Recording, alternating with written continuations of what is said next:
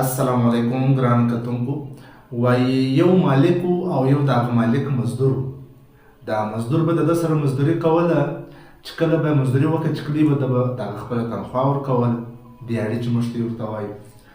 وایي څو ورځې بعد دا مزدور نه راغلی کار لره، چې نه راغلی نو دا مالک دا خیال دی چې د دا مزدور تنخوا کمه ده، زه به د ده تنخوا ور زیاته کړم، کیدای شي د ده په دا کار کې زړه ولګېږي او دی بیا کار ته به شوق راځي، چوټۍ نه کوي. نو کله چې دا مزدور راغلی دی چې هغه چې بله ورځ کوم کار وکړي روزانه یې وکړه، د دیاړي زیاته ورکړه. هغه مزدور نه خوشحاله شو، نه غږ کړی دی، بس ولاړی کور ته. د حیران شو یاره چې دا څنګه خوشحاله نه شو، نه د خوشحالۍ اظهار وکړي. بیا یو هفته او 10 ورځې تېرې شوې، بیا دا مزدور یوه ورځ غیر حاضره دی. دې ورته له غوسه ورده چې یاره تېره ورځ ما تنخوا هم ور زیاته کړه، د نن څه لپاره غیر حاضري وکړه او زه به د ده څه تنخوا کاټوم، دا اضافه تنخوا چې ما ورکړې ده، دا اضافي تنخوا به زه ځینې کاټوم. نو وایي بیا چې مزدور کله راغلی، بیا چې مزدوري وکړله، بیا چې کلی د تنخوا کمه ورکړله. تنخوا چې کمه ورکړه، هغه اضافه تنخوا چې ورکړې وه هغه یې په واجب وګرځول. مزدور بیا په ټوک ټاک روان شو، غږ نه کوي، نه شور مچاو کوي، نه پریشانه شو.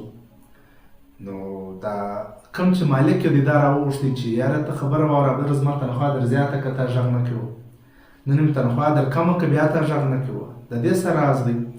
ده ویل بله ورځ چې ما غیر حاضري وکړله، هغه زما زوی زور کړی، نو په دې ځنولم راغلی. بیا چې دا بله ورځ راغلم تا چې ما تنخوا را زیاته کړه، نو زما دا یقین شو چې کله زما زوی وزوی که دی الله پاک د هغه رزق ورسره راواستوي، تا زما تنخوا را زیاته کړه.